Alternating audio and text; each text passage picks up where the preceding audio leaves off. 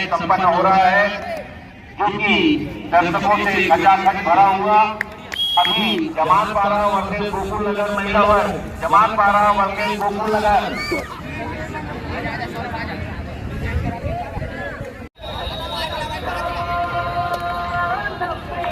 तो मैदान में अंपायर हैं, वो इस बात का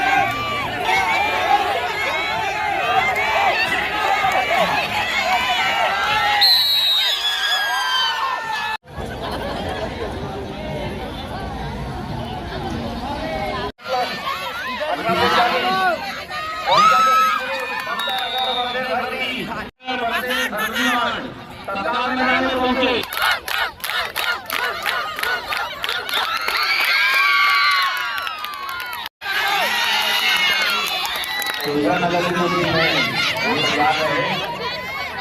इंदिरा नगर की जो फाइनल टीम है उसके मैदान में उतारो।